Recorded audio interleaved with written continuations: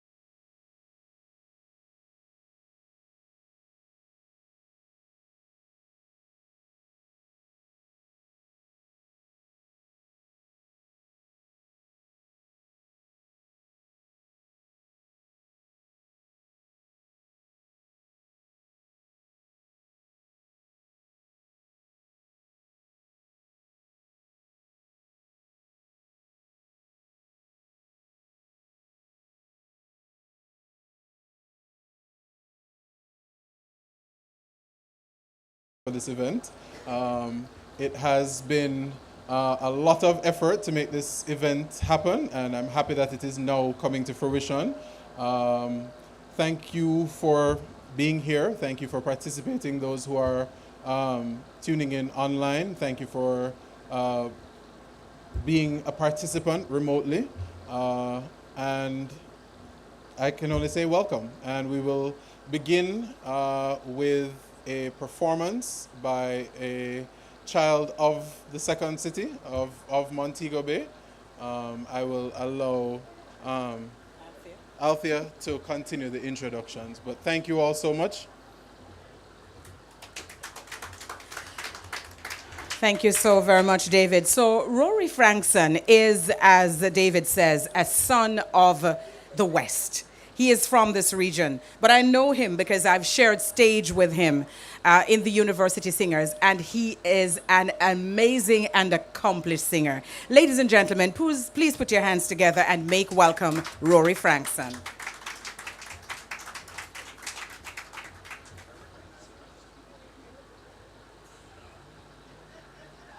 La la la. Thank you so much. Thank you so much, Althea and David. Good morning, everyone. Thank you so much for having me. I'm going to do for you two of my favorite songs. I think they're very fitting for today, and I hope you like them.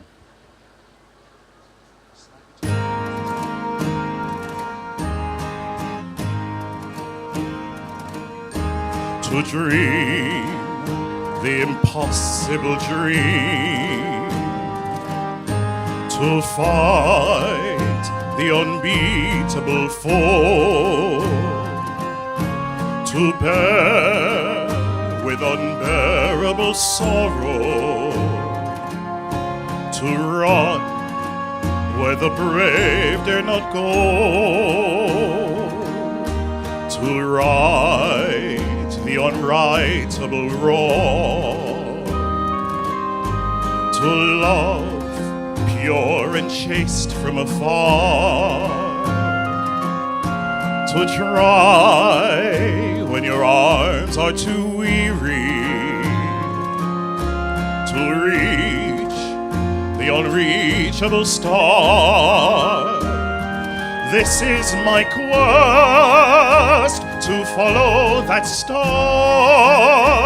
no matter how hopeless, no matter how far, to fight for the right without question or pause, to be willing to march into hell for a heavenly cause. And I know if I only be true to this glorious quest, that my heart will lie peaceful and calm when I'm laid to my rest. And the world will be better for this, that one man, scorned and covered with scars, still strove with his last ounce of courage to reach the unreachable star.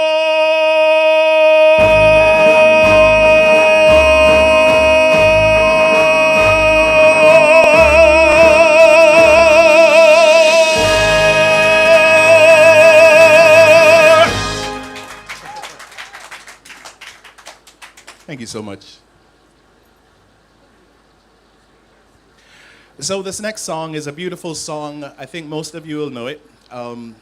This is a great version that I fell in love with. I love to sing it. I hope you like it. It's called Bridge Over Troubled Water.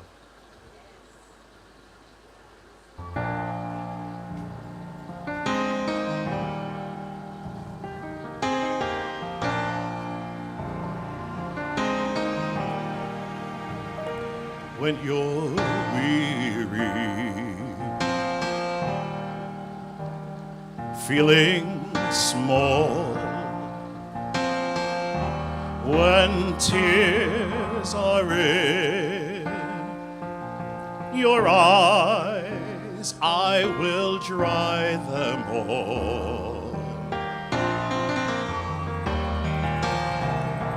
I'm on your side.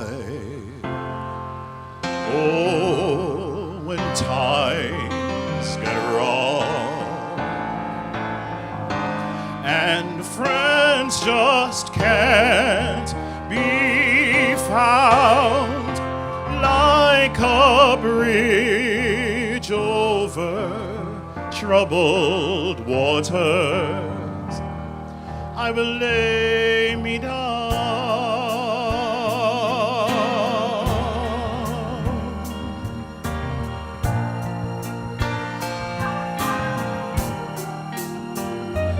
When you're down and out, when you're on the street,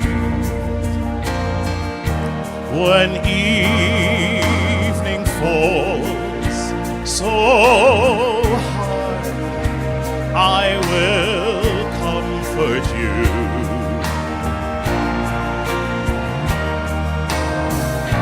I'll play your part. Oh, when darkness comes and pain is all around, like a bridge over troubled waters, I will lay me down, like a bridge over troubled waters, I will lay me down.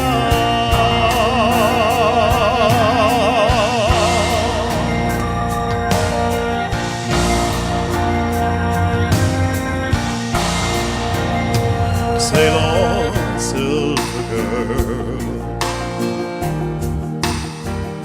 sail on by. Your time has come to shine. All your dreams are on their way.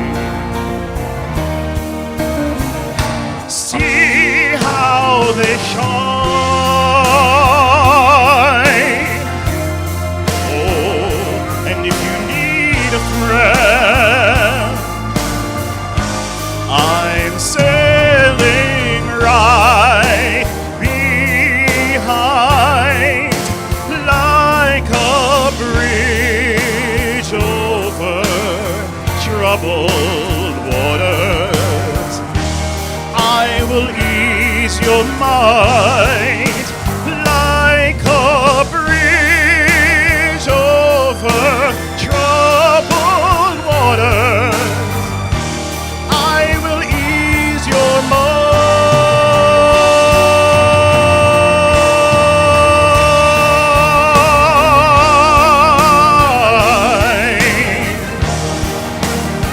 I will ease your mind.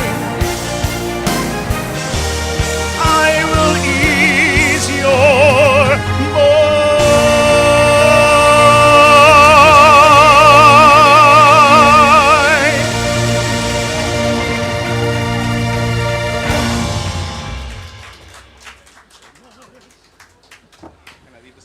Sure.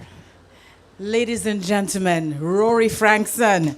And you know, I am super proud of him. I was sitting there. If you were able to see me from this angle, you'd have seen me swelling up with pride. As I said, I've shared stage with him, as has PD. And so this is what we do outside of our regular jobs. We sing, right? So those of you who have never heard PD sing, you need to come to the BOJ concert, which is on Wednesday, the 18th of December. So that's a free advertisement for a show that doesn't really need any ads. Rory, awesome, awesome job. What I found very wonderful, and I have to put in very because it's so good. You don't usually use very and wonderful together, but it's very wonderful. Is this alignment between what Rory sang in that song made popular by Simon and Garfunkel and the work that is being done by the Office of the Public Defender? Really, what you're doing is bridging the gap for those members of the public who face challenges on a daily basis, and they feel as if they're alone, and they don't feel as if their rights are being defended. And what better day on which to do this and to have that fantastic voice join us here for this event than today? Put your hands together once more for Rory Frankson. I was almost tempted to say encore. You have another one? All right, do you? Because I know you have a hard stop at 12 o'clock, so come and do another one for us, and then we're going to send you on your way. I'm going to stay up here. Afraid to come back down there.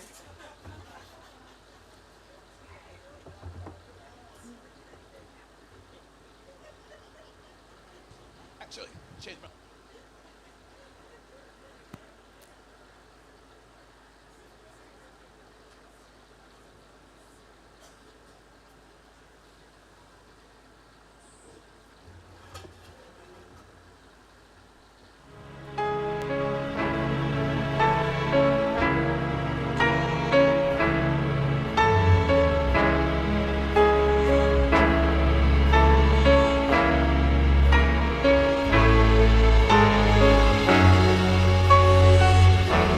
So this message is a slight deviation from what we've done before. It's a great song, and I hope you like it.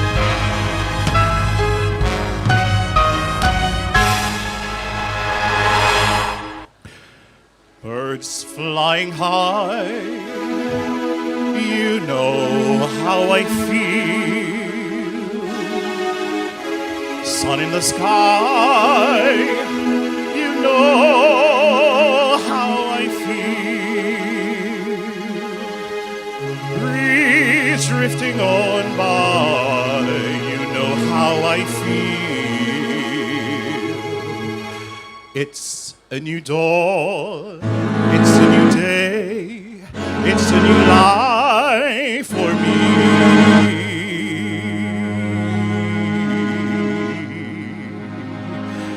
And I'm feeling good.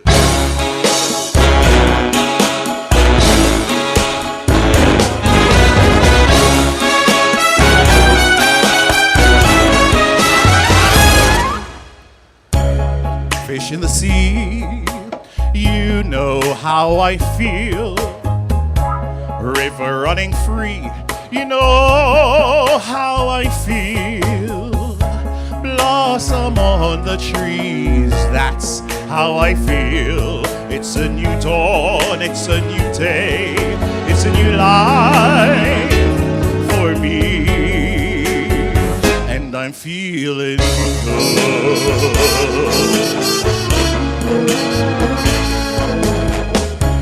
Dragonfly out in the sun, you know what I mean, don't you know? Butterflies all having fun, you know what I mean. Sleep in peace when day is done, that's what I mean. And this old world is a new world, and a bold world for me.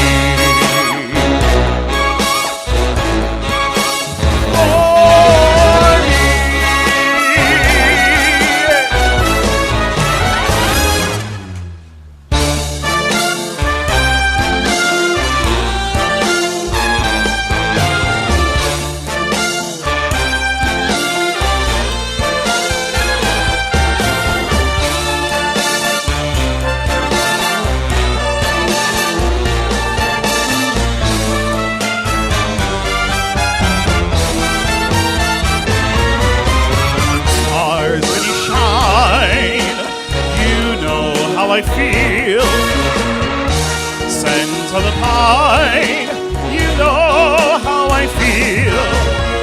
Freedom is mine, and I know how I feel. It's a new dawn, it's a new day, it's a new life. It's a new dawn, it's a new day, it's a new life. It's a new dawn, it's a new day, it's a new life, it's a new life for me. And I'm feeling good. I'm feeling good. I feel so good. I'm feeling good, so good.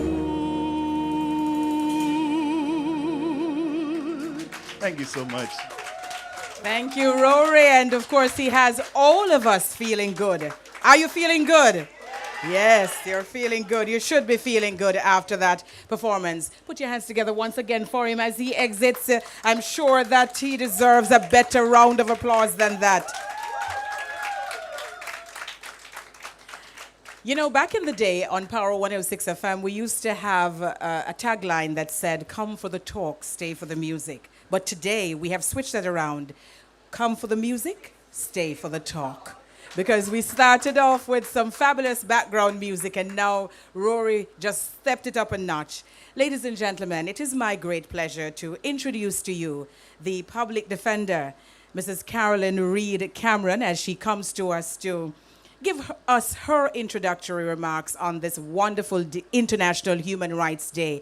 And we're celebrating human rights because these rights are inalienable. We hold these rights in our hearts and we take them with us wherever we go. But these rights come with certain responsibilities, and sometimes that is what is missing. So we know we have rights, and we march and we block road and we talk about our rights. But those rights come with responsibilities. Perhaps PD can shed some more light on those rights for us. Please make her welcome, not because. Put your hands together for her.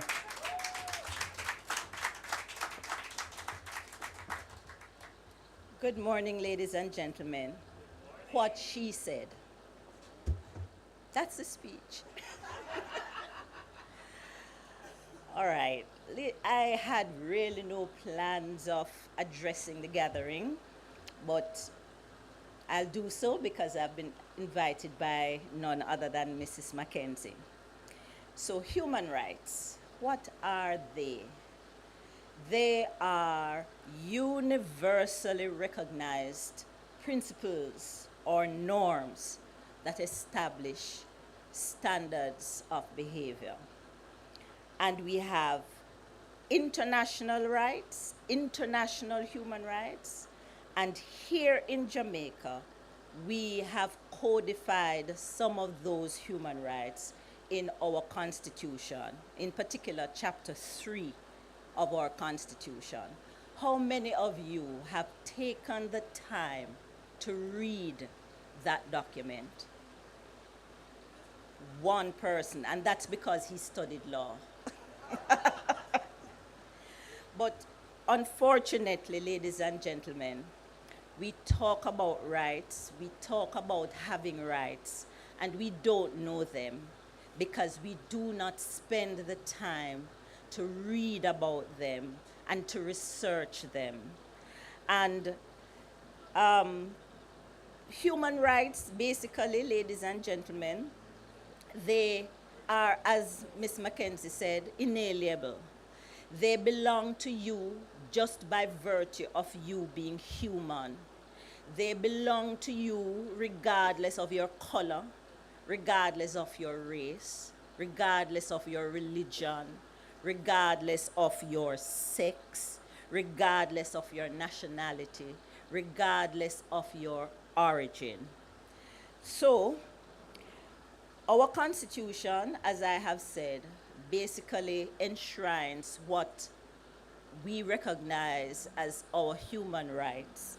And basically what our Constitution has sought to do is to document what more or less is an international standard, which came about in about 1948 with the adoption of the Declaration of Universal Declaration of Human Rights, which was adopted by the United Nations. So, having said that, while we accept the principle of human rights, the debate continues as to which rights should take precedence, how you go about enforcing those rights. And I should tell you that the Office of the Public Defender is one way in which, certainly here in Jamaica, we have sought to enforce human rights, because we do have the mandate in the legislation titled the Public Defender Interim Act to treat with persons who complain about breaches of their human rights, their constitutional rights. We investigate and we make recommendations as regards what can be done to address those issues. Now, having said that, I'm welcoming you yet again to this forum, because the debate will now continue. The debate as to, are we treating with enforcement of those rights in a way that we should? And ladies and gentlemen, do you know your rights? Thank you.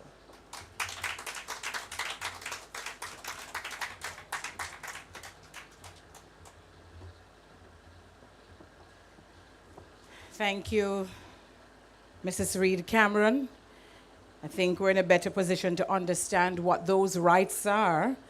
And as I said, having the rights is one thing, but ensuring that you use those rights responsibly is certainly another. Thank you once again for clarifying that for us. So, ladies and gentlemen, we have already established that it is International Human Rights Day, and that is why we're here. We're here to get as much information as we can out of this forum as we seek to interrogate issues having to do with those rights. And today we're going to be, a little bit later on, not just right now, taking a look at whether or not current human rights enforcement in Jamaica is relevant and sustainable. It ties in to what is the theme for this year's International Human Rights: our rights, our future, right now. So we're working towards an ideal, but that ideal takes quite a bit of work. All right, so I hear the rain on the outside, and despite that, we are going to continue to have fun on the inside, because you can have fun talking serious things, you know. So that's what we're going to do. And I'm hoping that as we go throughout the morning into the afternoon together, that you're going to be asking questions, we're going to be getting those responses. And together when we leave here, we are able to develop a better understanding of what is going on.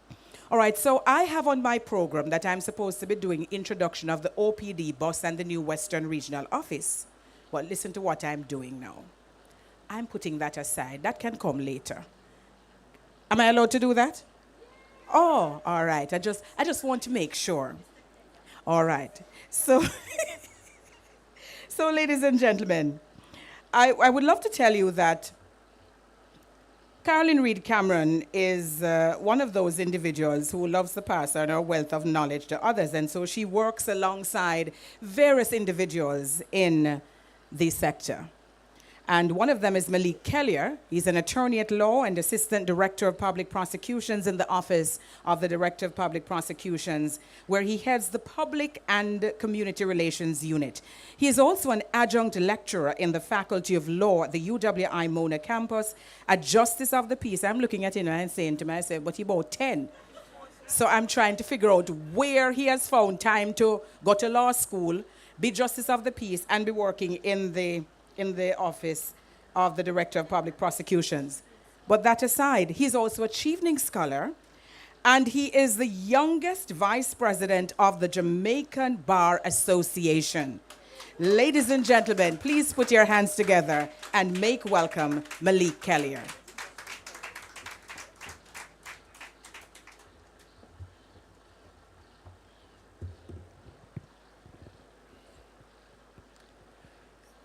To deny people their human rights is to challenge their humanity. Nelson Mandela. Happy International Human Rights Day, everyone. No, man, I'm going to go again. Happy International Human Rights Day, everyone. Thank you. I think that's a very sobering note to start on, and it goes very well with what our PD has said. Nelson Mandela made this quote that to deny people their human rights is to challenge their humanity. And so each of us is tasked with the responsibility to not only promote, educate, and sensitize one another in the various departments or divisions that we work about their human rights. Agreed? And so likewise, on behalf of the Office of the Director of Public Prosecutions, we are so elated to partner with the Office of the Public Defender today in celebration and in recognition of International Human Rights Day. Now, the work that we do in the Office of the Director of Public Prosecutions, you hear about it all the time in the media. But we are also protecting and defending persons' rights, and that includes the rights of the accused, in contrast to the rights of the victim. So we have a juggling or balancing act to take place with. But I also want to bring to our attention that this year is marked as the 76th, last year was the 75th anniversary of the signing of the Universal Declaration of Human Rights. And those rights, as our public defender has indicated, are transferred or transposed into our Constitution, specifically the Charter of Fundamental Rights and Freedoms. So even in our daily work or our day-to-day work, I want us to remember, or I charge us to remember, that in carrying out and executing our duties, we are ensuring we are not just protecting the rights of others, but we are defenders of the Constitution. Because if we don't know the rights, we can't empower those who feel powerless or helpless to know their rights as well. And so I'm happy to be here to be a part of the discussions today to share with you on this topic. I know there's a debate or a moot that I'll have to participate in a little bit later, but just to encourage us to remember that as we focus today on celebrating International Human Rights Day, Human Rights Day is actually every day, because all the different rights that we are each provided by virtue of our humanity is our daily existence 365 days per year. So though we recognize today as International Human Rights Day, let's remember that every day is Human Rights Day. Can we say that should be a hashtag that is still, OPD, that every day is Human Rights Day. After 3, 1, 2, 3. Every day is Human Rights Day. Thank you. So I'm here with you, and we will have discussions again more later.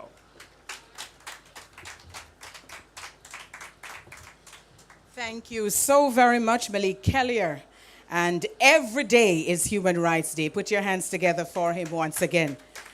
By the way, you notice how PD is defending my right not to drop off the stage. All right, thank you so very much. Ladies and gentlemen, our next presenter, and you notice how they're keeping the presentation short because they want you to ask questions. Our next presenter is someone who I describe as an advocate par excellence.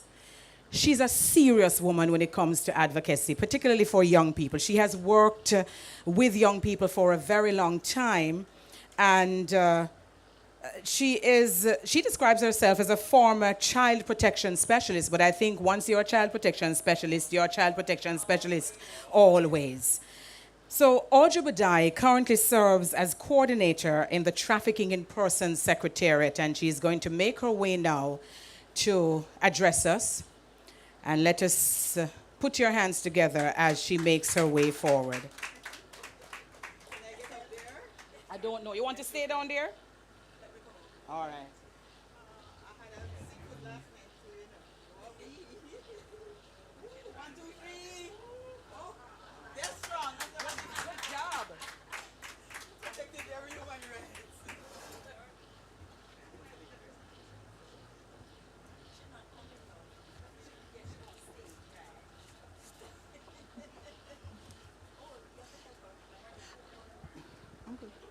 I just want to congratulate you all. I know all of you can answer me, I'll tip. And to say that this is very important, especially now, and especially in this time. I'm going to really try and do a quick presentation on trafficking in persons, because trafficking in persons is called modern day slavery. And if we're saying modern day slavery, it's all about human rights. Your rights are taken away. You have no rights. And you are used, abused in all kinds of ways. So work with me, because it's very important. Because I like to say, and we're family here, I like to say that very early back in the day, and some people may remember, that when the whole question of human trafficking or trafficking in persons came to the fore, and Jamaica realized that we were having people trafficked or having people come here and then go to another country, right?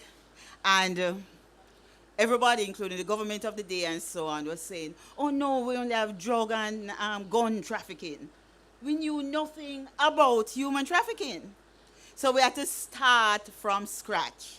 So I'm going to, and still even today, ladies and gentlemen all, Madam Moderator Chair, because of the nuances in trafficking in persons, we really find that a lot of people do not know, and their human rights are being trampled on. So I'm going to try to see if we can just quickly, and I'll leave information, and we are willing to come to you, and so on. Today I'm here with our Live Good team, because we also partner with Live Good from the communication point of view in terms of violence against children, women, and our people overall. So we're pushing the Live Good campaign. So what is trafficking in persons? It involves the recruiting and the harboring of transfer of a human being for the purpose of exploitation. We have signed the protocol to prevent, suppress, and punish trafficking in persons, especially women and children. Human trafficking, as I mentioned before, is also called trafficking in persons, and is a form of modern-day slavery. It is important to note that human trafficking is a criminal offense. It is worldwide, and it's organized activity. Human trafficking is committed when someone obtains or holds a person compelled service.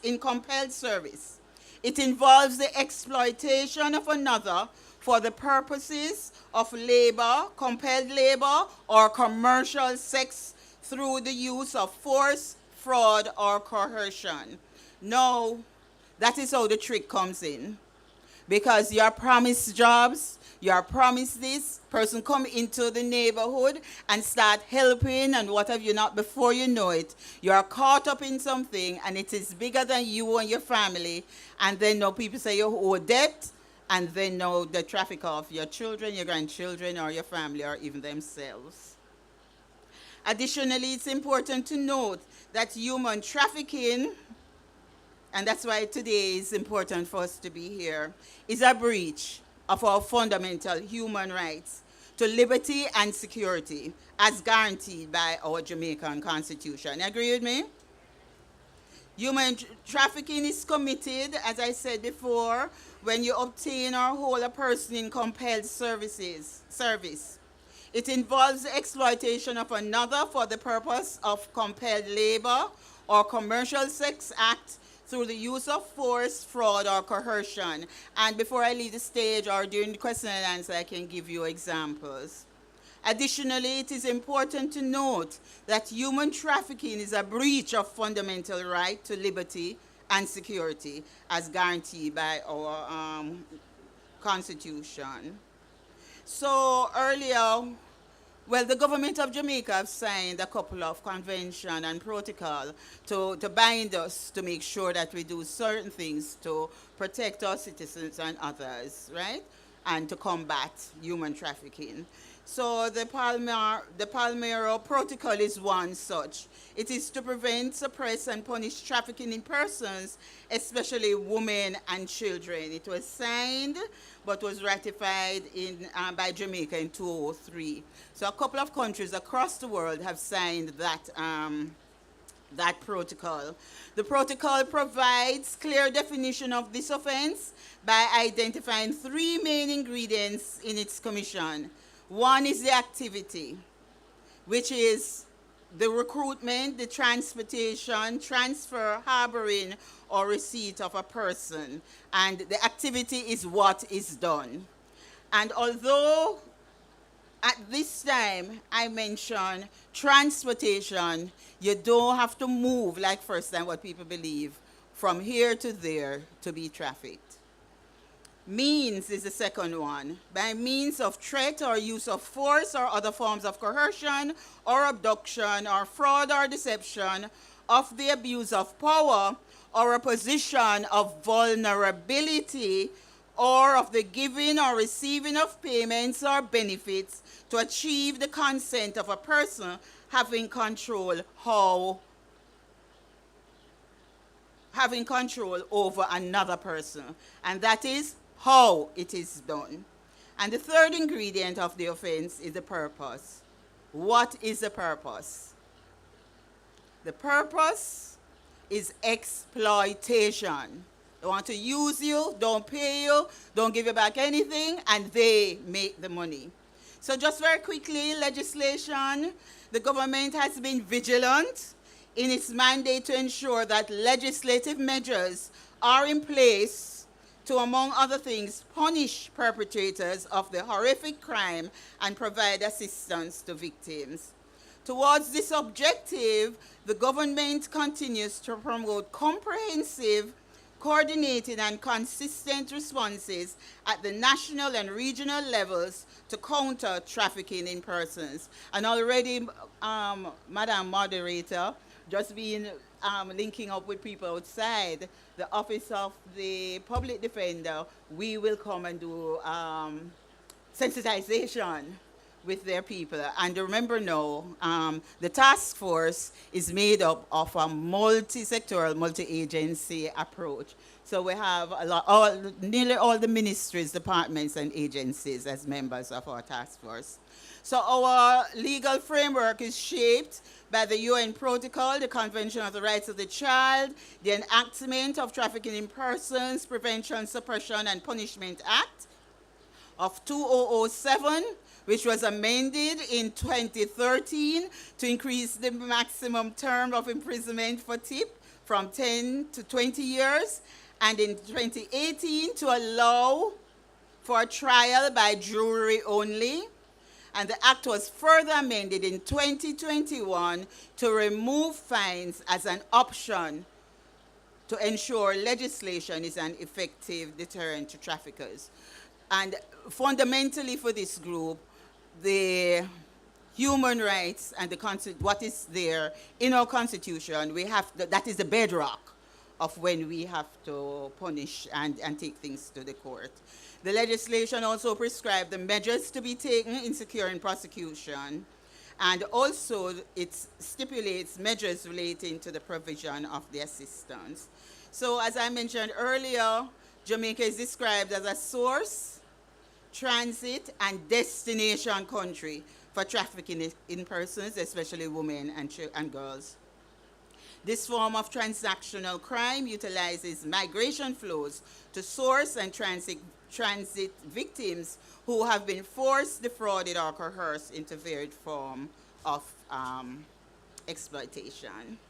So in the destination countries, which mainly for your purpose, United States of America, Canada, the UK, and the Caribbean islands, Jamaicans are typically trafficked for forced labor, sexual exploitation, and domestic servitude. Just very quickly, because I want to boast on that, in an assessment of trafficking in persons in the United States of America, United Nations Special Rapporteur in Human Trafficking found that Jamaicans were trafficked mainly, among the main victims, forced labor traffic from Jamaica. And for the past 15 or more years, we have rescued about 140, 145 victims of trafficking have been rescued. Jamaica also is the first country to have appointed a rapporteur that is a commission of parliament and report only to parliament on how Jamaica state is doing as it relates to trafficking in persons, how you combat trafficking, so nobody do not have to interfere. No government agency are so straight to parliament. I will leave the rest so that during discussion, if anything, it is. We have to do a tier system that is the U.S. State Department with over 175 countries. So every year, that State Department assess Jamaica and put you in a tier ranking. But we can talk about that later. I don't want to hold you up much, but to say human rights is important to each and every one of us. It's in our constitution. We need to know it, and we need to make sure that if anyone fool around with that, we should be here to combat it and save the most vulnerable. Thank you.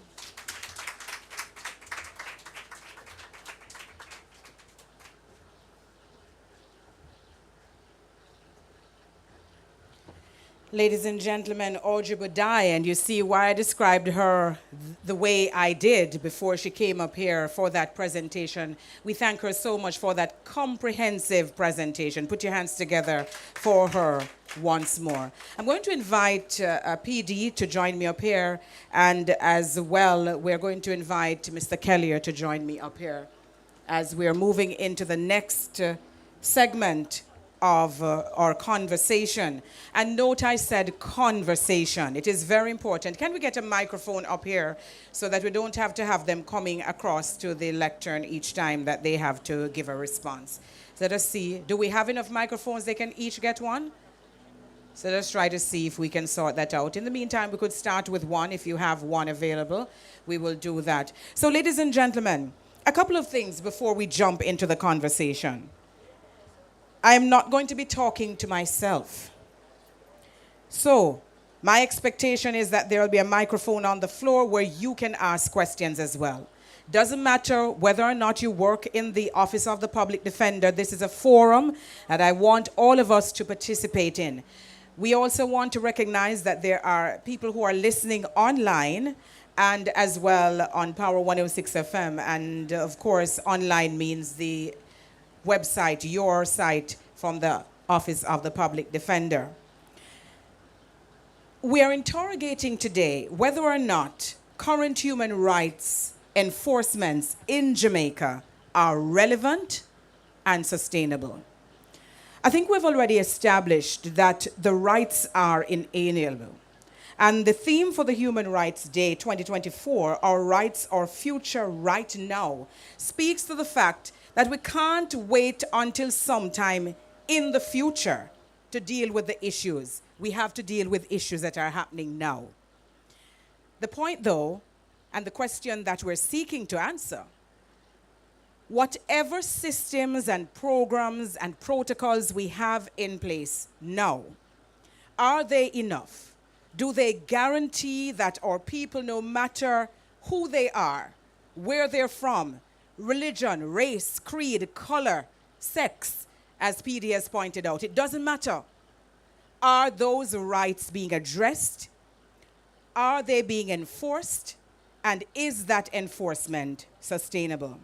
So on this International Human Rights Day, I'm going to open the floor to you to start to ask questions. But there are a couple of things that the UN itself says. Human rights are universal and inalienable. They also note that human rights are equal, indivisible, and interdependent. They say the Universal Declaration of Human Rights was a global turning point, and I think all three speakers would have pointed to that and the importance of same. They note that states have obligations and individuals have support. And they also say that this day, Human Rights Day, is a platform for action.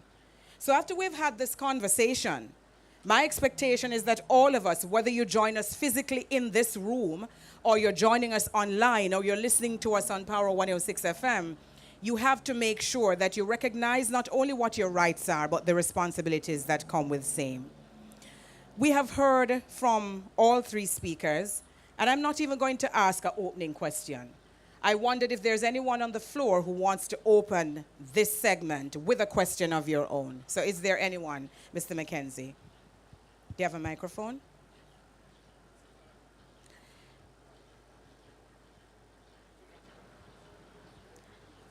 No, Hello. Okay, go ahead. Yes, good afternoon, panelists, Madam Moderator. Directly to Mr. Kelly. As a prosecutor, despite the 3 or 4 amendments to the statute, I'm sure you have challenges in establishing a prosecution case, or as you would call it, the case for the Crown, and prosecuting those cases. What are some of those challenges that you and your colleagues at the DPP have experienced? Thanks for that question. So you're speaking specifically about human trafficking cases yes. specifically. Yeah. So we've had only a few prosecutions since the legislation has come into effect. Everybody's hearing me? Yes. Right. No. And the main challenge I would say that we have as prosecutors is the willingness of the victim to give the evidence. So victim care or witness care is very, very critical. Once we flag the matters, so just as a backup, matters generally originate through the parish court system to the circuit court, where Crown prosecutors or Crown counsel, as we call ourselves, get the matters. So once we flag that matter, we actually now have a system in place through an MOU, where through the not-for-tip unit within the ministry, that there's dialogue with a representative from that office and the parish prosecutor, which is the clerk of the court, or with the Crown counsel in the office of the DPP, to flag these matters. And so we say to them from the get-go, establish that relationship with your witness. Yes. Because the witness, first and foremost, is a victim. And as you've set the context in the conversation today, these are persons who have either physical, mental, or emotional trauma. Mm-hmm. And we all know that trauma affects each person differently. So to now open up in the context of a criminal trial to give this evidence, that is a challenge that we're still very much battling with.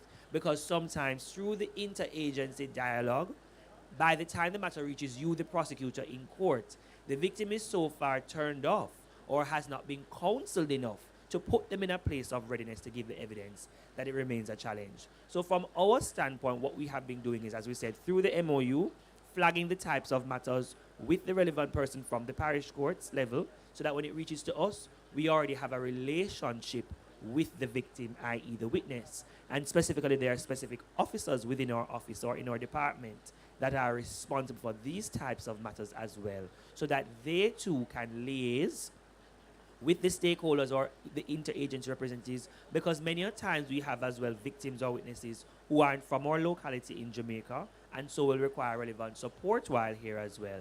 So we try as best as possible to realize that victim care is critical in any successful matter before the court. Well, So that's the main one. Thank you so very much for that. And let me just, I'm glad you passed the microphone to her because I want to go to Audrey Budai next. What are some of the issues? And I know that your office, you have to be very mindful of how much you reveal about the challenges that these people face. But what are some of the issues why many of them, and we know that many of them, do not want to come forward? What are some of the issues? So very straight up, the discrimination, the shame, and so on that we put to our people. Even recently, I think it was last year, a young lady came in and all protocols were observed and everything. Yet still, when she went to school, the big morning, you know that Monday morning, what you call it again? Devotion. Devotion. Yes. It was the topic from the platform. Wow. So therefore, when she run away, plain and straight, I think it's a church group helped to rescue her and so on and so forth. So I'm sorry, he's gone outside who asked the question because my respect to the team at DPP because, to tell the truth, they have we working together. We have okay. So let me say that what the government has done also in terms of to combat trafficking in persons, they have established a unit in the police force under CTOC just to deal with trafficking in persons, and also a special unit in the office of the DPP. However, as he alluded to, if you don't have victim care, if you don't hold a hand, if you don't deal with psychological, psychosocial, community and all of that, Madam Chair, you can lose them. Yes. We have lost a lot of persons that can't bother, they turn back because they feel shame. So as I was using this young lady, and sometimes, sir, because of what's happening in the court, and it's a national thing, so many matters before the court, it takes a very, very long time. And then they get frustrated and they don't want to bother. But we must commend the authorities because outside of those two units, the victim support unit, it's not victim support division in the Ministry of Justice does the counseling, prepare the people for court, work with them along with ourselves to get back in the workforce to see how they can reintegrate. So it's a whole social network that has to go on. It is quite detailed. So we have a big problem. Yes. All of us who are working, because people might say, okay, just 125 or 150 or so, but we lose them. Yes. They're not coming forward. And then, and it's so good that change also, we must congratulate the team that is judge alone now. Judge alone for those matters. So handling the They can sensitive choice. issues. But even was it last year or a year before last, and so when because it was a choice and other matters were involved, and when the person, the trafficker, so-called trafficker, go in and start tear up the reputation of the victim, Wow. you'd go under your bed and don't come out until, which is the worst storm we have here. Come back. Gilbert, until Gilbert, dear. gone. So it has been difficult for us who are working there because you have to hold their hands, you have to take them through, you have to protect them, you have to find jobs to get them reintegrated. And some of them, sadly, return to a life of Yes. Misery. Wow. Let us bring in Mrs. Reed Cameron. I wondered, PD, what is the role, as we've listened to the conversations about those persons who are being trafficked, what is the role of your office in terms of any assistance that is rendered to them? Actually, we have not had a situation where we have interacted with persons who have found themselves in that conundrum. That's directly a criminal situation and therefore would be related to these two entities, the DPP and the, right. So it's not something that Not in your remit. Not in our remit. Okay. Thank you so very much for that. All right, so I want to swing the conversation now, unless someone has another question on this very... Oh, yes, we have more than one. Let us see if we can get those microphones. Just check. Just press the button. All right, afternoon. Miss Bodai, I have another question. Following up to what you would have said. You made mention of the perpetrator tearing up the victim's character. I want to ask, who are usually the perpetrators of this trafficking system? Because it would seem as if there are persons who are close enough to the victims to do it. So I would love to hear some more about that. Yes. Okay, so you will answer as well. There's no one profile, but I must tell you, truly and honestly, it can be anyone. It can be family members, it can be somebody in the community, it can be school. You hear people now have to be having sensitization with coaches and whatever. It can be anyone because it's money and it is easier to traffic persons, human beings, than it is for drugs and guns. Because we have all sorts of cyber things now and electronic and so that can track those things. You and I can be coming through the airport and I look like your niece or a family. So we have to be teaching, and we definitely need to come to you though, because there are going to be matters coming to you that look differently, but it might be trafficking. So we are doing flyers and so on in terms of how to identify a victim, and so it can be anyone. I have been, as moderator said, been in the child protection system for quite a long time, and we are finding out the parents. Last year, most of about 3 or more of our things, parents, and especially during COVID, pornography, what the people on the street will say, gone up, what it is, turn up. Because they were using pornography, getting money from their children, stripping them, taking video and selling it. And one of the persons, as you said, I can't call names or so, but just to tell you how you can be tricked, one of the young ladies realized no, not because she was being sexually abused alone and everything, but she found out that her mother was not giving her the money when she got through all of those matters. So she self-reported. Madam Chair, take back your mic. All right. Let us pass that over to Malik Kelly. Yes, so there's no one characteristic that can be used to define the trafficker. What is a commonality amongst all of them, however, is the position of influence that they may have on the victim. Remember, we said it can be financial, it can be physical, so it can also be an ego trip on them. So as close to home as your own parent, we have seen matters of that nature.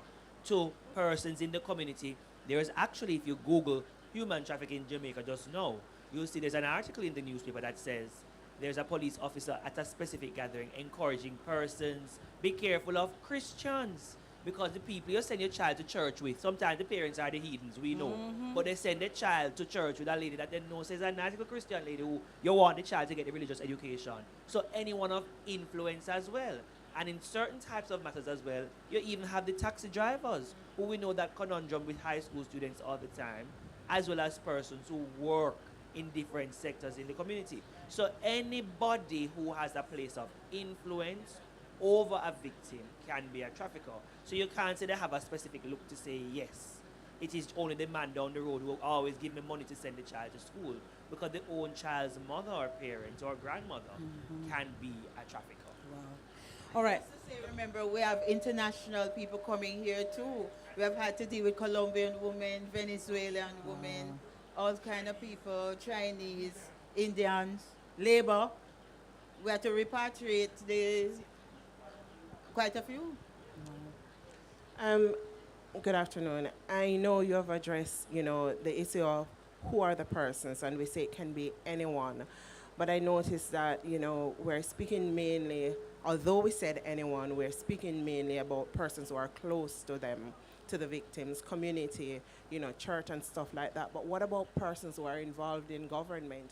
How do we treat those persons when they're identified as abusing these people? And I mean, you may not be able to answer, but why do we continue to protect them? Very good question. I think that's a very sobering question. But the law is the law, and the law goes to each and every one of us, just like how we have constitutional rights that protect each and every one of us. So if it is a certain case where the elements are present, then we have a duty, because the office of the DPP specifically is a constitutional office. It was created by the Constitution. So if based on the investigations, the elements of the offense on the face of it are made out, we have a duty to mount a prosecution. And it's a criminal offense, so we have a duty to mount that prosecution. So it doesn't matter who the person is. But I like the point that you mentioned, that apart from speaking about persons who are close to you, the other dynamic is as well persons who are trafficked for the purposes of labor. Because you have cases as well under the guise of the work program, or persons coming here from other countries. We may think life is hard in Jamaica, but others think Jamaica is a very prosperous place to come and work. And so people use that guise as well to get persons from other territories, especially regionally in the Caribbean, to come to Jamaica to find work opportunities as well under the guise of trafficking. All right. And is there another question? Yes. Hi. Oh, two more. Hi, good afternoon. My question is for Ms. Badai. Good afternoon again. I would like to know how you go about spotting a person that is being trafficked, and how you go about reporting it if they don't want to do so. Okay, I have right in front of me, so I don't make no error, how to identify victim. But I do know, but just for purposes of this entity. Hold the mic for me. So remember, I started in my conversation saying that you can pick up some persons. So one of the things is that if you see someone, evidence of control and lack of ability to move freely or leave a job, and then very uncomfortable around you or so. 2, an individual who is not in control of his or her travel documents or has none. And when we do our sensitization, we'll go in further detail and do role play on some of those things, Madam Director. We will definitely come to you. Wounds and injury left untreated without reasonable explanation. Unable to move to another location. So one of the first things, and prosecutor and director will tell you that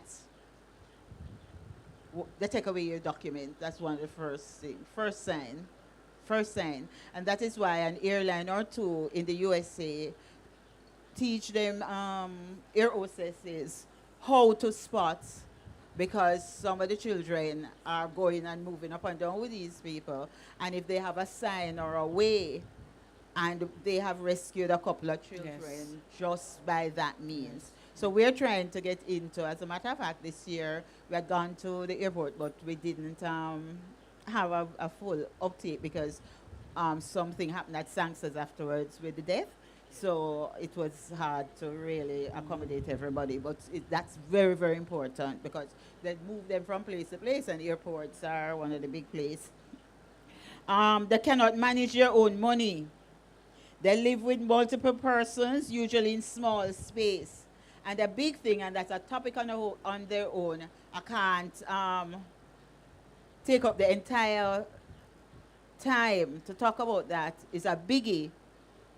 debt bondage. We're always owing because these people are giving you and helping persons in the community, sending you to school and feel good, and you have to work it off. They threaten your family.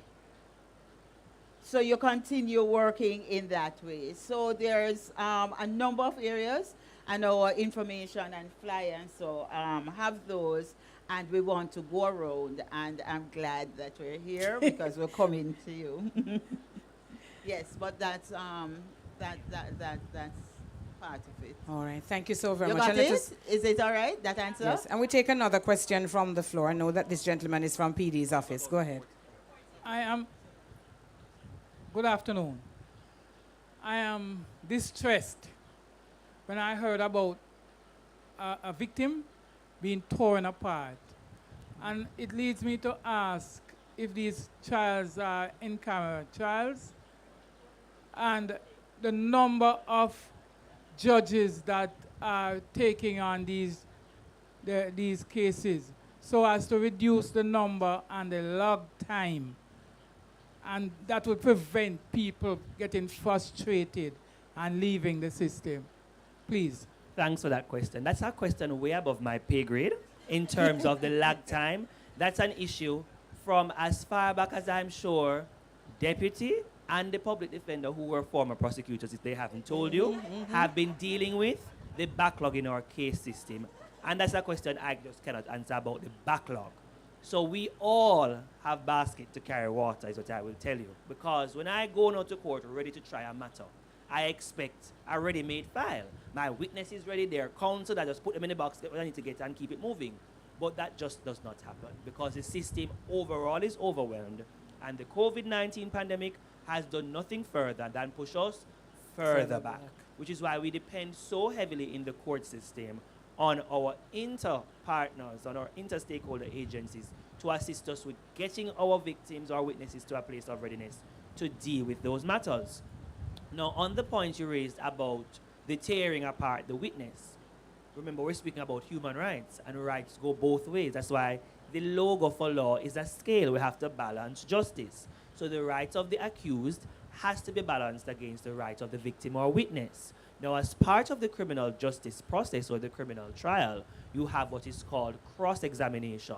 So though our colleague here was using the term tear apart, cross-examination is the opportunity, the right of the accused trafficker to, you may think it's unfortunate in the eyes of John Public, but they have that right to cross-examine or test. What the purpose of cross-examination is to do is to test the credibility, because as well we know sometimes persons who report matters may be doing it for varying reasons than the reason you would think.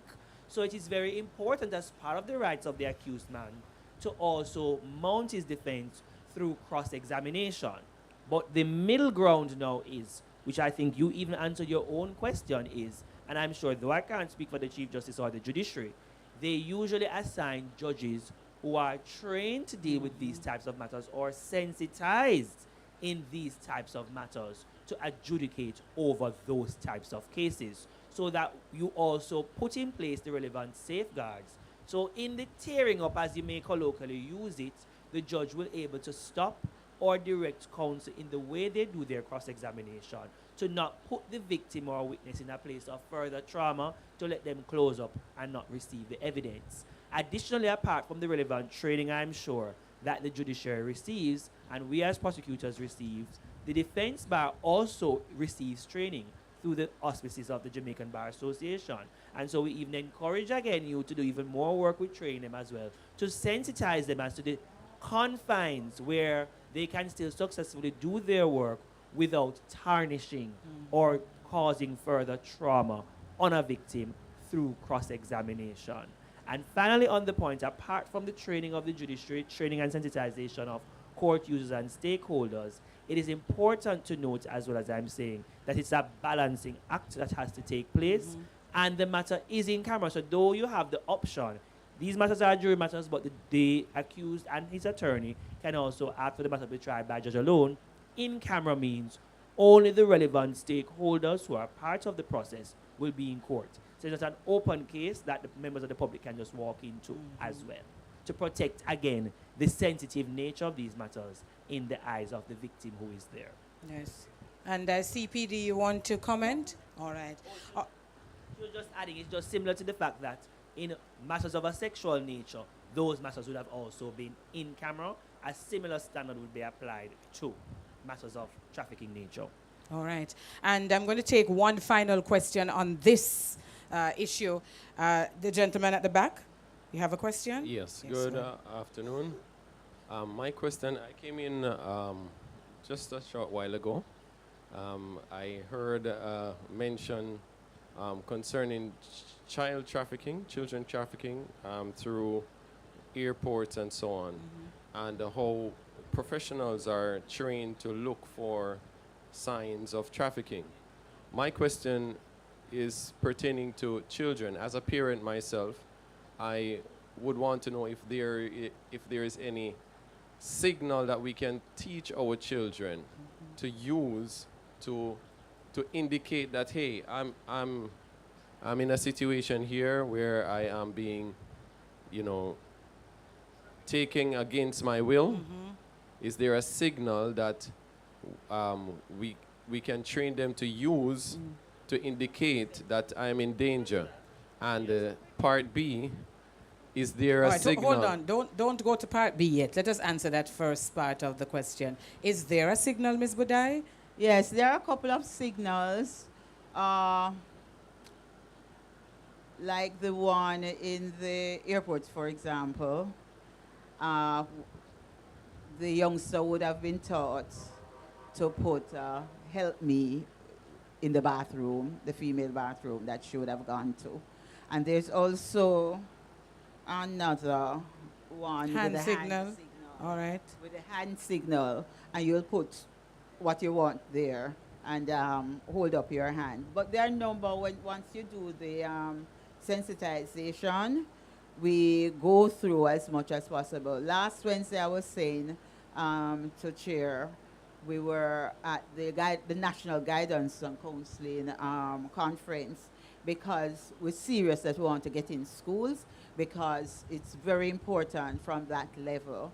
We have started giving, we have started a curriculum in school, but it's between grade 6 and grade 9. So the older children. The older children now we need to do something, a curriculum with some of the new things, because some of these old, and but we're doing different things. So when we go to the sensitization through drama, skits, and so on, we help to sensitize them in those ways. But there are quite a couple of things.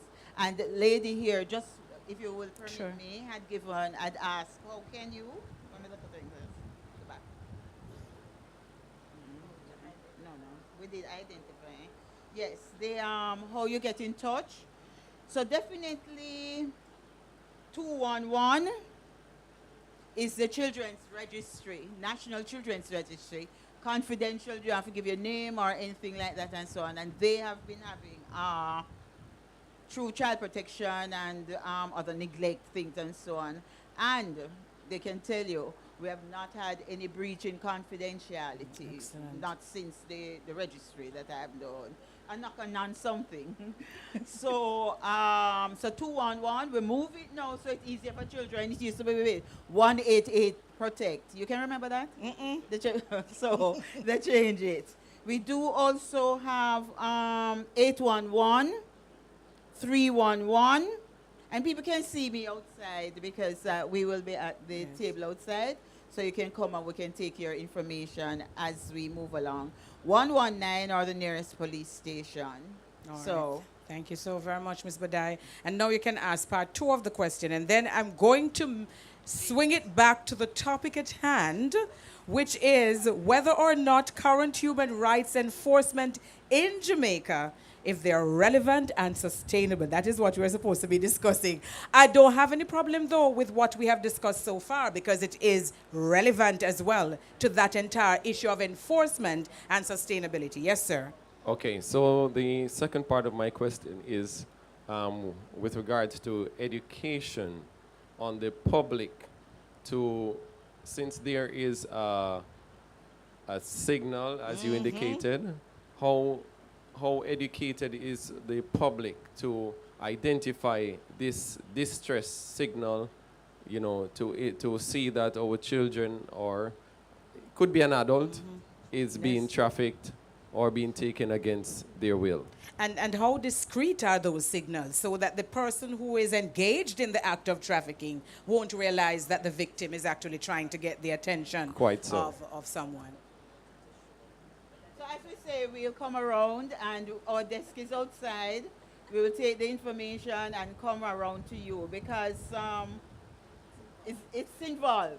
So we want to go to the parent teachers, we want to go to the peer counselors, we want to go to everyone to make sure, because it's not everything is going to be public. That's so right. before I leave, And that's the concern that I had. Because whether or not, in the interest of ensuring the protection of these individuals who are trying to get... It's a balancing act. Yes, it has to be a delicate balancing act.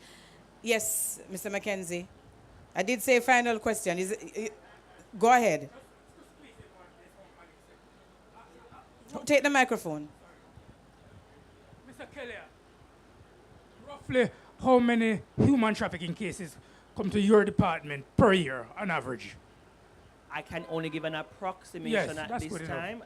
For example, I have been to 2 rural circuits so Yeah, far. yeah. So what we have, again, because of the MOU with NATFATIP, we have registers for each parish. Yeah. So for example, as far back as January of this year, when Yeah. I went to the St. Thomas circuit, for example, their number is now at 5. When I went to Westmoreland the other day, there were 2, but 5 in one term. Now we Yeah. have court terms, so 5 originated in that term. So you Understood. know that each term that you go, there might be another one, there are another 2. And they're very, very responsive in following up. So approximately, I would say now we have between 30 to 45 matters that I know are active throughout this year. But without preempting, Ms. Budai, for that parent, one of the common signal they ask to use discreetly and signal is this. Yes. Quietly. All right. Thank you so very much. And just to wrap up, parents, as you rightfully said, have a responsibility to sensitize their children Yes. what to look out for as appropriate and inappropriate conduct and behavior and relationship with others. So they too can feel open and accessible to tell you if they feel a certain way around certain people. All right.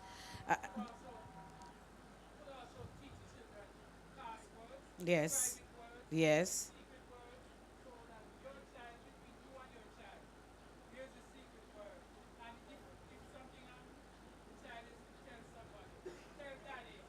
That's word. Right. That's right.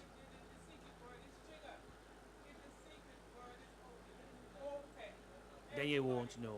Right. I agree. He was just That's saying true. utilization Yes. of a secret word between you and your child, which is important. Absolutely. So, for example, I know, and another example, in bars, they used to tell us as young people, especially young girls, if you go to a bar and there's a guy who is following you or trailing you, just tell the bartender, can you ask for Angela?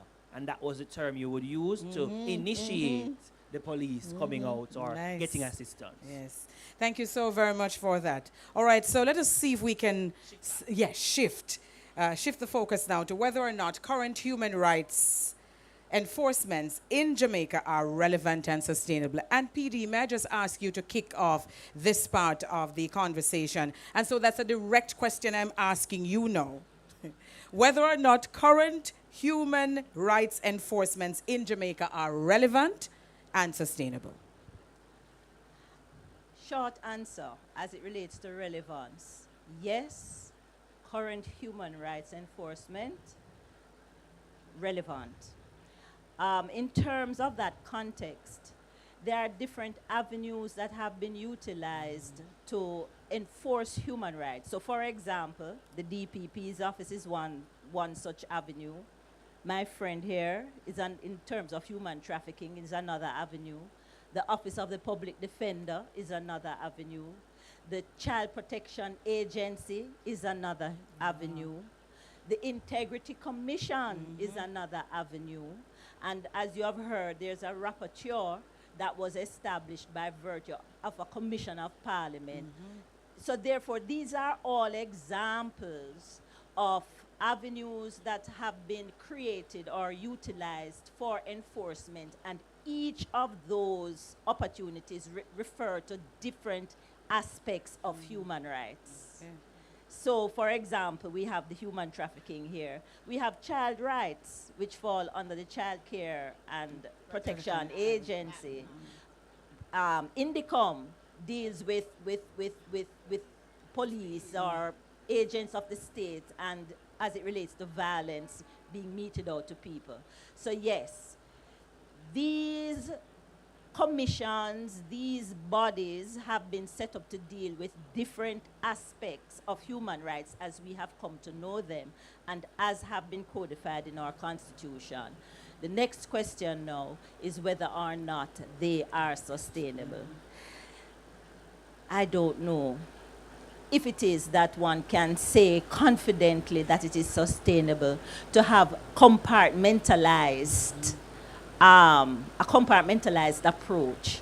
Is it that we establish a Human Rights Institute, for example, which will have the responsibility of treating with all of these issues and have an oversight, or as some persons whom we all know would say, a global view of all these human rights and their enforcement? Would that be the best approach? Would it also be the best approach in establishing this one institute or organization and treating with all those human rights, to have it entrenched in our Constitution so that it has some backative, some support, some teeth that can assist it in terms of enforcement?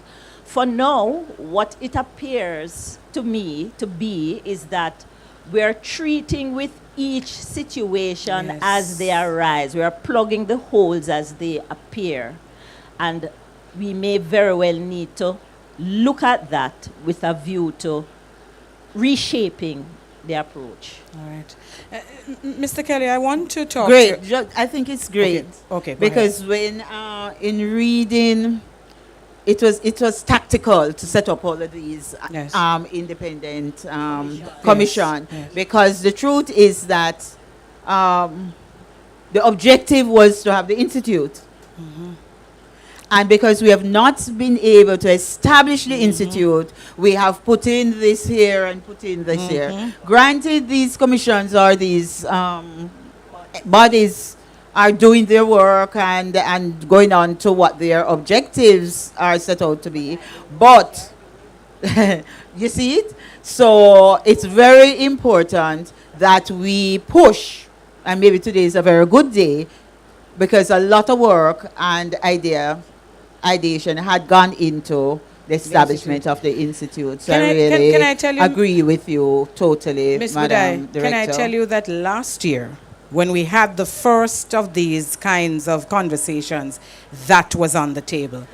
It was discussed at length, as I recall. I don't know how many of you were at that session last year. Do you recall?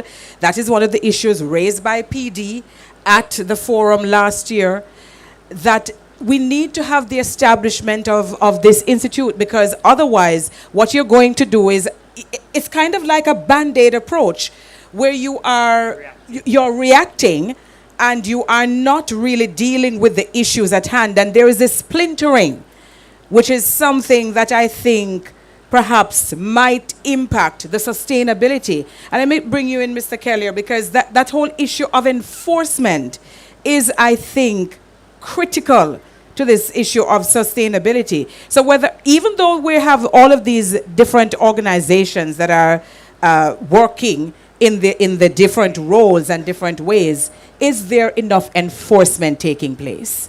That's a very good question. I think because of this splintering and each person working in their own silos, we cannot really say enforcement is at its best.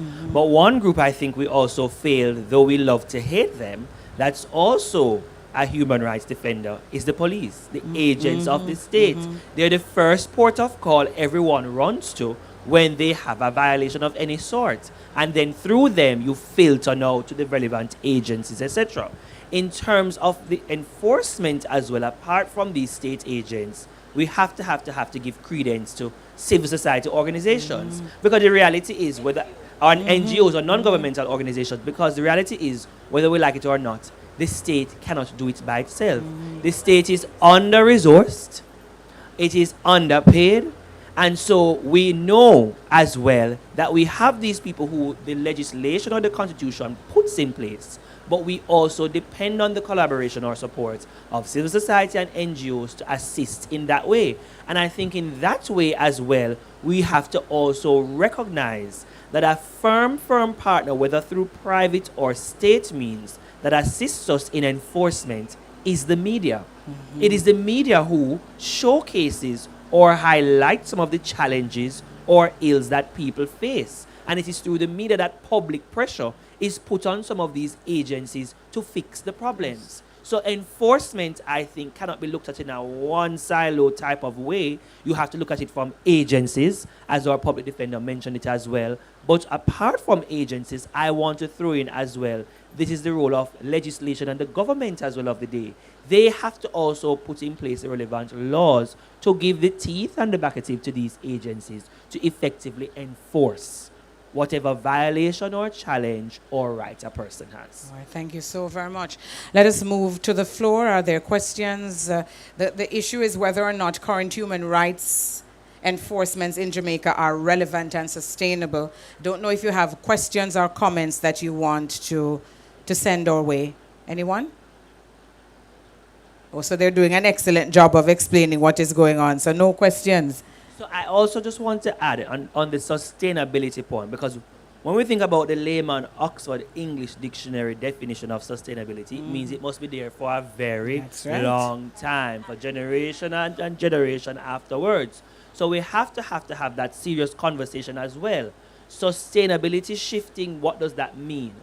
Yes, we have the agencies that are working and doing the work that they're supposed to do, but it means that, again, that as you rightfully said, you may need, as part of sustainability, that overarching oversight, whether it's the creation of a human rights commission that is maybe commissioned through the constitution or given its legislative backative through that means, or as well, we now have, which I haven't heard yet mentioned, we now have a ministry dedicated to legal and constitutional affairs. Yes. And so a part of the mandate that we may need to push as well is to put it at their feet to remind them that yes, constitutional reform is also important, but the human rights aspect within the Constitution, since we're here celebrating that today, is also for consideration on your table of work as well. All right, thank you so very much for that. Any comments, any other questions? I see your hand. You're kind of like having the hand kind of halfway up. Ask the question. Feel free to ask the question. We want you to ask the question. Is it on? Just press that button if it's not on. Want to see green? Yes. Hi, Mr. Kelly. One question. I wanted to know, it's from a prisoner aspect, saying that your case is on trial, right? And can your rights be at an halt or at a pause while your case is on trial, being like in a case where you have the wait name again, like when you have but them call when time you have the whole heap of police them come out again. State of emergency. State of emergency. Can your rights be at an halt like when you're having a state of emergency when your case is on trial? All right, so you just give me a whole heap of things in that little phrase about halt and state of trial. So let me deal with them in two ways. So the first question you're asking about prisoners and if their rights are on halt because they're in prison. So just because, again, we have persons who are listening online and I have a duty to sensitize and inform them. So you have a prisoner is the person who is, I'm using it very loosely now, the person who has been tried and convicted. So they are serving a sentence in prison. A remandee is a person who is awaiting trial. Right. Both persons, of course, they're humans, and by virtue of being humans, the police or the prison system has a responsibility to ensure their rights are not breached. What I think you want to understand or appreciate from what I'm interpreting from your question is, and I will give them the kudos at every point in time. You may have heard the phrase, the wheel of justice are slow, but they do turn. And they do turn in this country because through the appellate system, through appealing to the Court of Appeal after the person is convicted and sentenced for argument's sake, and they appeal their sentence or the way their trial was taken place or took place, that panel of judges, we call them the three wise men, usually a panel of 3 judges, is able to review that case and determine if that conviction, because the trial went awry, should be quashed, or if that sentence should be quashed as well, or that sentence should be lessened or increased. So we have an appellate system that also assists in protecting the rights of persons who are convicted in that way, by giving a second look at the case to see. And in many instances, if the person, as I said, was convicted and the panel quashed the decision, it means they go through the door right away. Or in other, and we've seen the most infamous one happen very recently. But in other cases as well, they may look and say, no, the trial went fairly. Your rights were not breached in this trial, but we may amend the sentence for argument's sake. So you have that. Additionally, as I said to you, one of the main agents we all love to hate, the police, they are sensitized. So when they go out there as well, or they have persons who are in custody, they have a responsibility as well. And so what counsel does as well many a times is they will raise matters in court. For example, when I went to see my client the other day, I noticed certain bruises on him.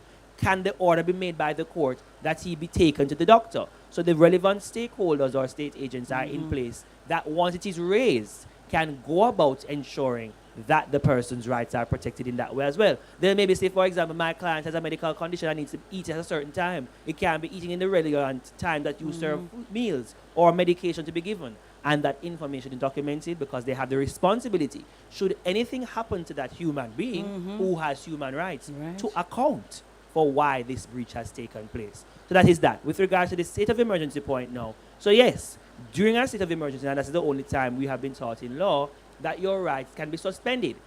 And so what is important as well, since we're having this conversation about rights and sustainability, and I dare say it without being a contradiction, we cannot use states of emergency as a reactive function to try and fix a problem that needs bigger fixing, and we cannot use states of emergency loosely to the point where they feel like they're not states of emergency anymore.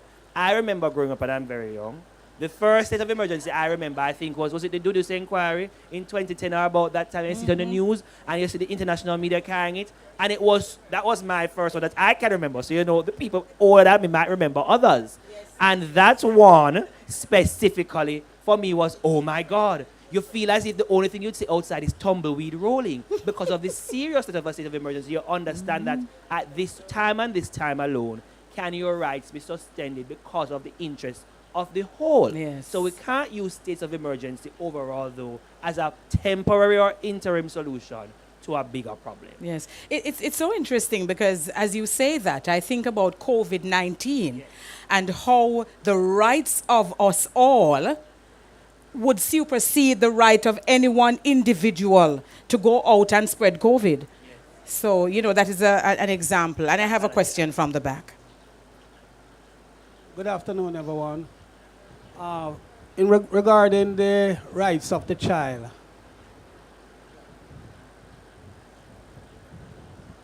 Go ahead. Regarding the rights of the child, can the rights of the child or the rules, the law that governs the rights of the child be amended in order to identify children who has committed serious crime like murder, rape, shooting with intent, based on the fact that what is happening in our society at this time, most serious crime is committed with children between the age of 15 to 25. I have heard on the radio on several occasions where an innocent child is missing. Her name, her description, where she is from, is being disseminated. But when a child who has committed a serious act, it is just vague, right? His name cannot be released because he's a juvenile. Minor. Right. So, thank you for that question. So the law does indicate through the provisions of the Child Care and Protection Act that the age of criminal responsibility in our country is 11. Yes, 11, right before 12, because at that age they determine, the child psychologists and psychiatrists determine you should be able to know right from wrong. So the law does provide provision that, as you call them, children who commit criminal offenses, they can be brought before the courts and dealt with in a certain way. But what we also have, again, through the advent of the Child Care and Protection Act is how you deal with children, because there's also the right that the child has to also be protected. So though you're saying, we get the victim's information out the road, you have to think about it very practically. You need the victim's information because you're trying to find her. But in the case of the child who may have committed an offense, remember the cycle of society in which we live and the varying values and mores that child might have to deal with. That child could also be a victim of circumstance. And having committed the offense, they may have gone through the penal system and become reformed. So why then should we share the information, I'm just thinking, of a child who has committed a criminal offense in the eyes of the public and now tarnish them if, as part of rights as well, the child has the right to be reformed? So you have to think about sustainability in two ways as well. Just to add to that, the responsibility of publishing the name in either circumstance lies with two different sets of people. So the state would be responsible in the circumstance where the child is alleged to have committed a crime, and of course the Child Care and Protection Act would be applicable. But when a child is missing, it is usually the family of the child that publishes the data in relation to that child. So therefore, they clearly don't think about this, they don't have the same considerations then as the state. All right. Thanks, Speedy. Just a quickie to that though. Remember now, it's people's lobby why that action has had to be taken. Like people like Betty Ann Blaine and all of those people with the other NGOs and so on. Because when Ananda, whatever, yes, Ananda Dean was missing and died, we thought that had people and the community at large, and so because somebody say are there, somebody say are up Red, somebody say are there. So what we're talking about is quite appropriate for today, but it's not just an academic or intellectual conversation. That's right. It's we to really get up and make the moves, because things, and be practical about it. Because if that didn't start, we wouldn't have a missing children, whatever we have, registry now and so forth. Yes. And the family, as director says, pushing and so on. So that is how come our attendance here, our relationship to wherever we work, community and so on, is very important in terms of advocacy. All right. I have a question, and this has to do with recidivism. I'm wondering whether or not from those cases that have already gone through the court system and people have served their time and have gone back into society, whether or not there is a high rate of recidivism. PD, I don't know if, I was just listening to what PD was saying as well. I don't, if we can give a specific number, I think that maybe a specific study has to be done to give a number in terms of quantity of persons who are recidivists. But what we can say is recidivism does exist. Because if you're taking the person outside of the stimuli, the factors that would have caused them to do whatever they did, you take them away, you put them in the penal system, they've spent their time, and now you've returned them to the same stimuli. Not all persons have the strong wherewithal to detach themselves from same. So they're going to have cases of recidivism in truth. But what it again says to us is, again, though we speak about each agency working in silos, it's important again that we have that message going out that we need the interventions as much as possible through, for example, the Department of Correctional Services within the system to try and help to rehabilitate them so they do not end up turning into recidivists, and helping them, for example, with their transition out of those spaces that would cause them to return to old ways. All right, and we're going to, PD, before you respond, I know that I use the word, and as a teacher, I know better than to just use it and not have somebody explain exactly what it is. So what is recidivism? In short, when somebody commits a crime, serves their time, or is convicted, and they come back and commit another crime and keep doing it over and over. In other words, repeat performances of criminal activity. Thanks.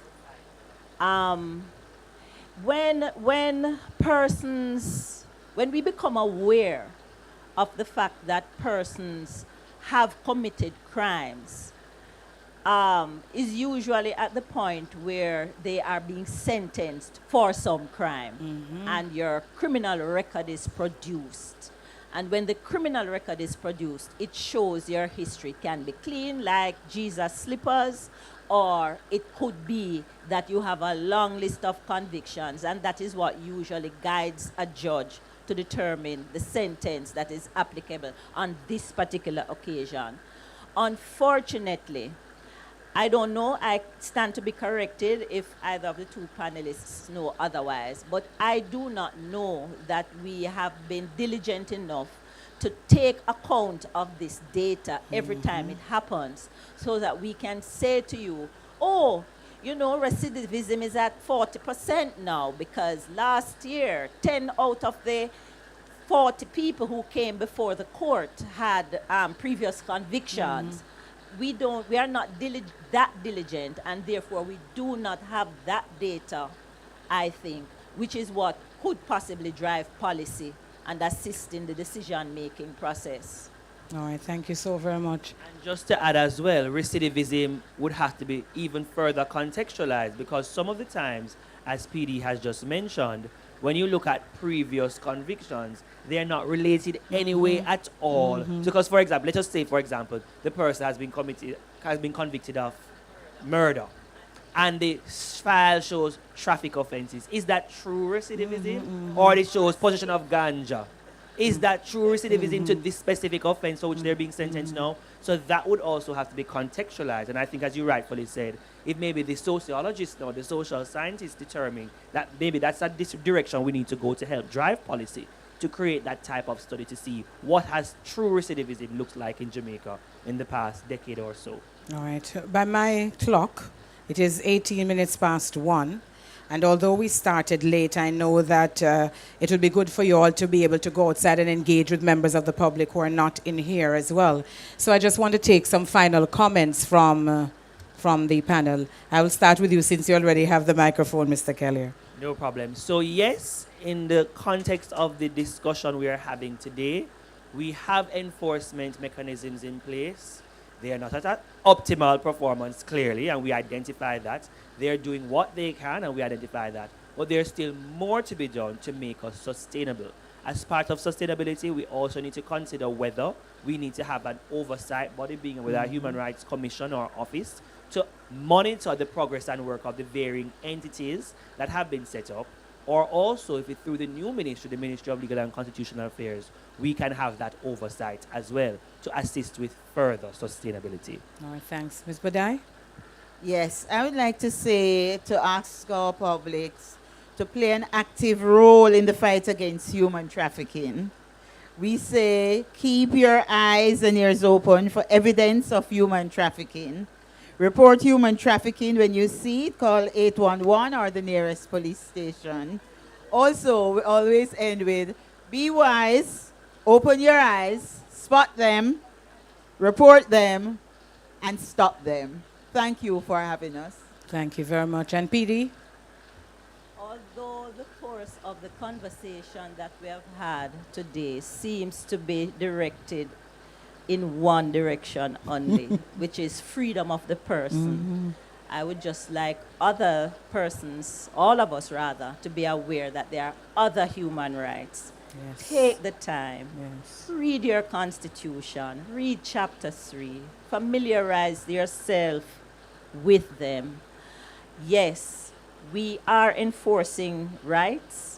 As to whether or not the approach that we have taken is sustainable, that is up for debate, and debate will continue.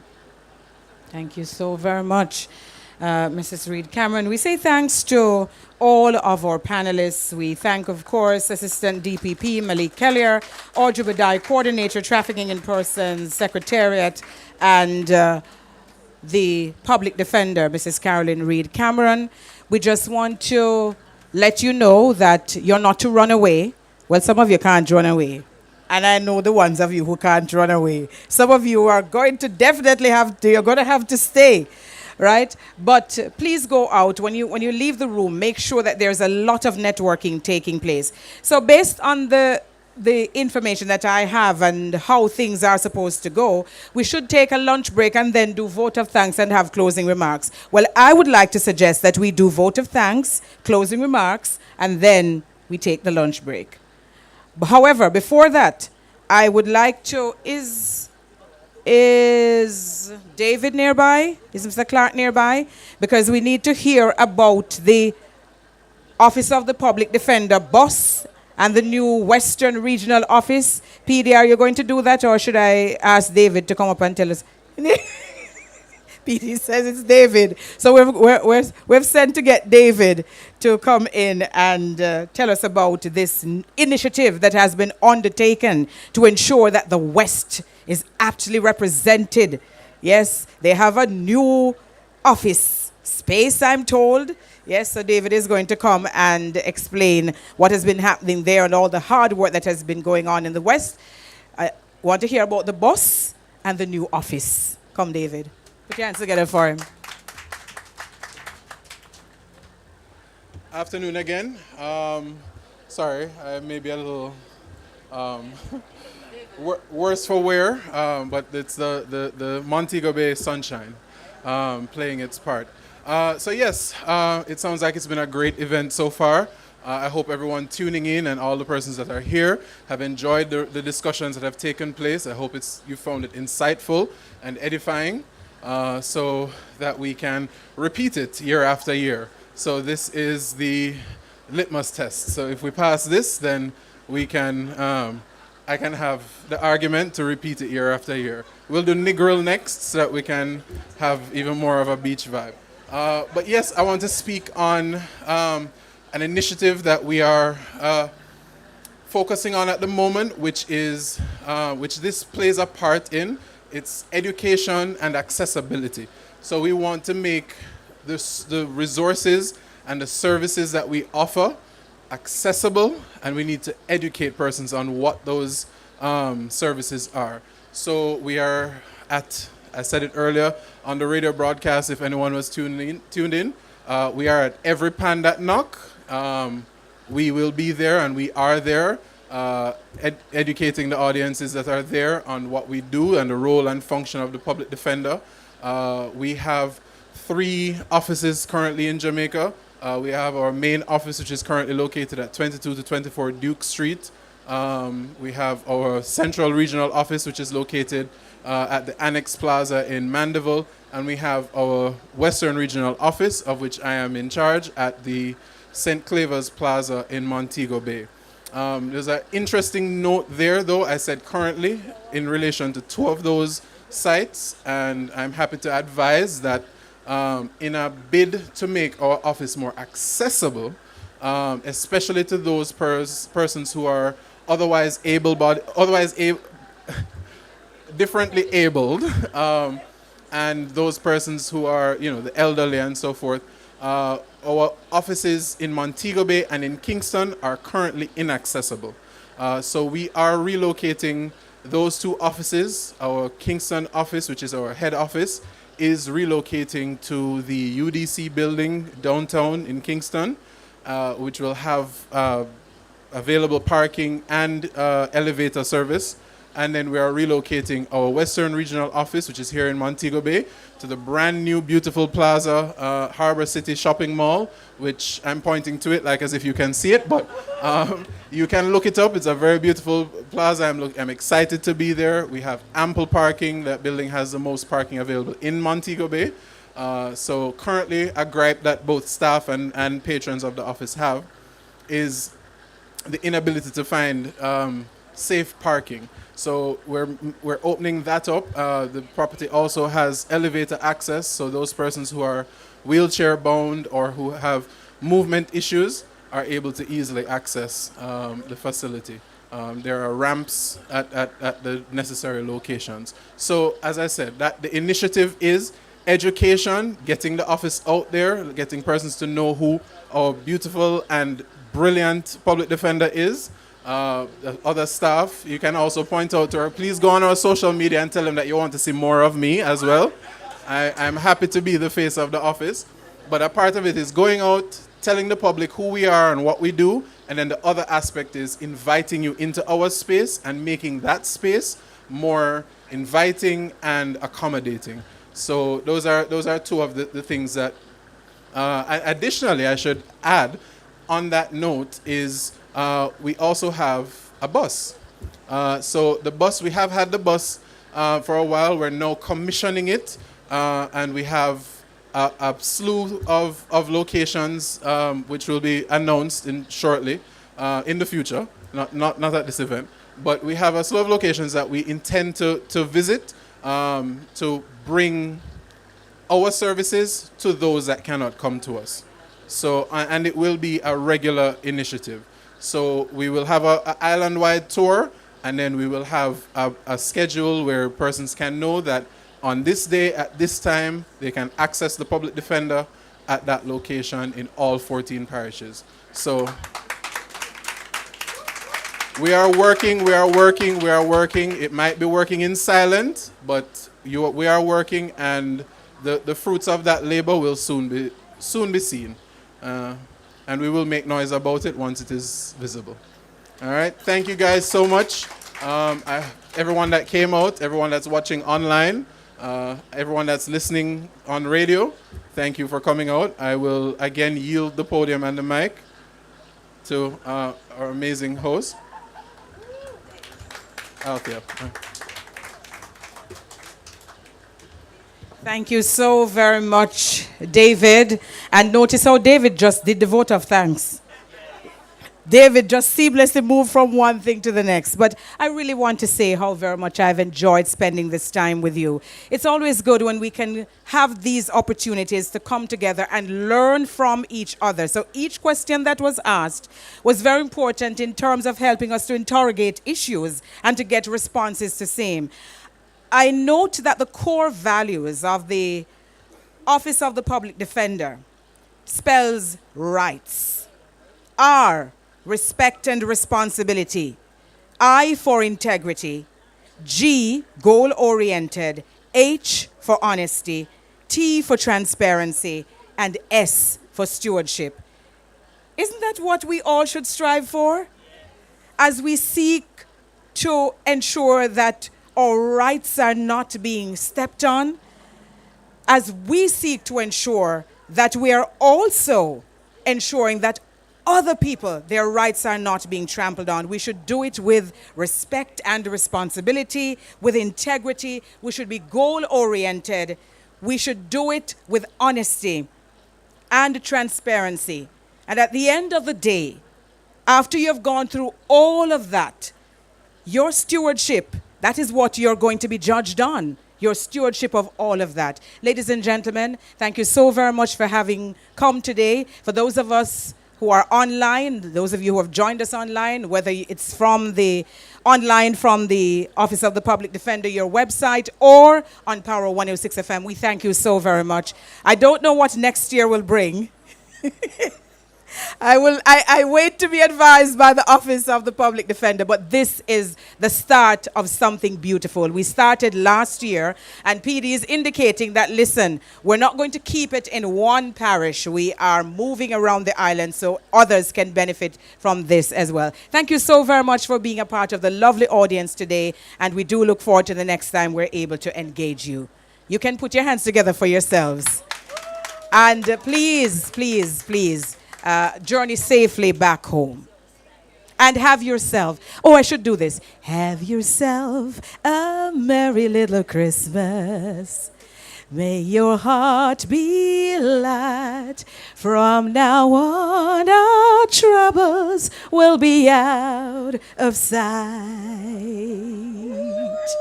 Have yourself a merry little Christmas.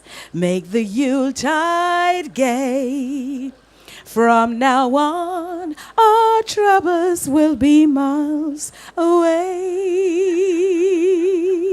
Here we are. Come, Petey, come join me. As in olden days. Come, man.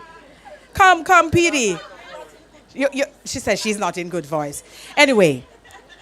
Have yourselves a Merry Christmas, and may 2025 be your best year yet.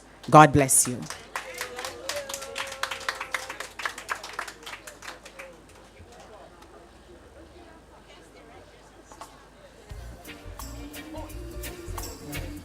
Good afternoon. All right, so we have a few presentations to be made, and the first one will be done by Ms. Palmer to Mr. Kelly. Please clap. On behalf of the staff, committee, management, and everyone who are here, I should say, I thank you for making yourself available for us today. You did a very good presentation. Thank you. Come on, a bigger round of applause. What happened?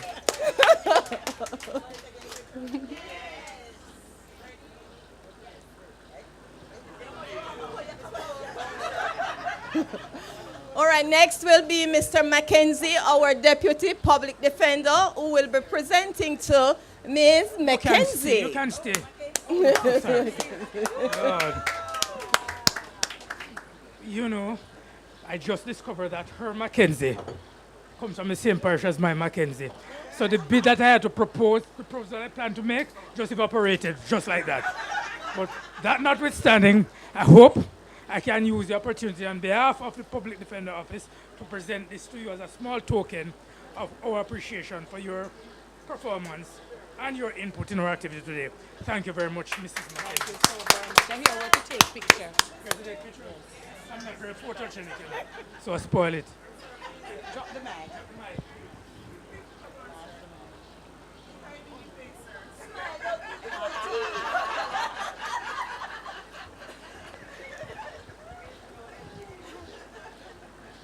Our next presentation will be to Ms. Budai, and it will be done by Mr. Joel Palmer. All right, Come, you Miss can do Budai. much better than that, man. Clap. All right, Miss Budai. I don't know if you remember my face, but I was at, the Ministry of National Security a couple months ago. Yes, yeah, man. So it's very, So it's very comforting seeing you today. Engaging in our discussion, and providing your input.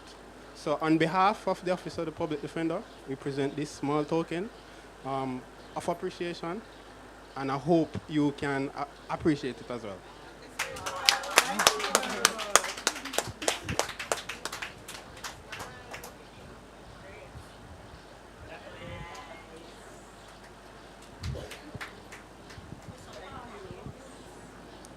And finally, to make the presentation to our Public Defender, Mrs. Carolyn Reed Cameron, is Mr. Gary Griffiths.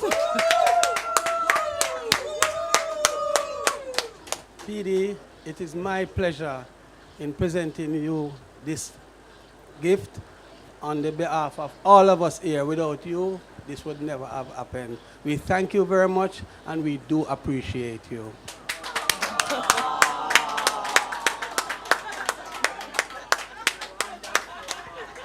So thank you very much, and clap yourselves. All right. Let me just say, David, it was an absolute pleasure working with you. Ladies and gentlemen, put your hands together for David.